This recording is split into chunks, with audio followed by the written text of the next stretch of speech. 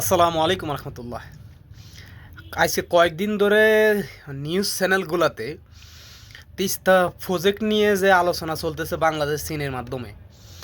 এই মাধ্যমে বাংলাদেশের পক্ষেও যে নিউজগুলো যে বাংলাদেশের এটা প্রয়োজনীয় জিনিস, এটা এটা হইলে বা উত্তরাঞ্চলে বাংলাদেশের যে এখন নদী ভাঙ্গনের যে সৃষ্টি হয় বা শুষ্ক মৌসুমে যে বাংলাদেশের মানুষ পানি পায় না, যে পানির কারণে কৃষিকাজ ব্যাহত হয়, এই বিষয়গুলা যে বাংলাদেশের কতটা গুরুত্বপূর্ণ, এই থেকে বেশি বাংলাদেশে যে মিডিয়াগুলা তারা এমনভাবে যে কেউ মানে এগুলোর গবেষণা করে মানে করে যে এটা বাংলাদেশ ভারতের কি ক্ষতি হবে, ভারতের কি কি হইতে পারে, ভারতে চীন এখানে ঢুকলে কি ভারতের কোনো মানে এমন এমন মানে ইনিয়ে বিনিয়ে কি আসলে ভারতের ক্ষতি, আর ভারতের ক্ষতি হলে তোর সমস্যা কি, নিজের দেশের যে কী ফায়দা হবে এটা তোর প্রয়োজনীয় বিষয়, যে এটা এটা প্রয়োজন, এটা করা উচিত, অত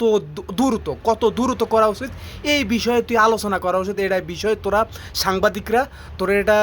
সরকারকে চাপ প্রয়োগ করা উচিত যে আমাদের উত্তরাঞ্চল ধ্বংস হয়ে যেতেছে, উত্তরাঞ্চলকে কীভাবে এই তিস্তা প্রজেক্টের মাধ্যমে এটা কইরা যে জীবনমান উন্নয়ন করা যায়, এই বিষয়ে আলোচনা করা। কিন্তু ম্যাক্সিমাম নিউজ চ্যানেলে কি কি নিয়ে কি বলা হয় যে এটা করার পরে চীন ঢুকে যাবে, এটা করার পরে ভারতের এই অঞ্চল ক্ষতিগ্রস্ত হবে, আর এটা তো ফরের বিষয় ভাই, এটা তো হইলো গোপনীয় বিষয় ভাই, এটা এটা হইলে এটা এটা তো দেখার তোমার সমস্যা, তোমার দেখার কোনো কাজ না। তোমার কথা হইলো তুমি নিউজ প্রকাশ করবা, তুমি বাংলাদেশের পক্ষে হিসাবে বাংলাদেশের কি উপকার হবে, বাংলাদেশে কি দুর্ভোগ হইতেছে, এই বিষয়ে সরকারকে চাপ দিবা। তুমি খালি নিয়ে বিনিয়ে বলো যে উত্তরাঞ্চলে এটা যদি হয় তাহলে চায়না ঢুকে যাবে, ইন্ডিয়ার এই ক্ষতি হবে, ইন্ডিয়ার এই হবে। আরে ভাই, ইন্ডিয়ার ক্ষতি কি দেখার তোর সমস্যা, তোর তোর দরকার? দালাল সকল।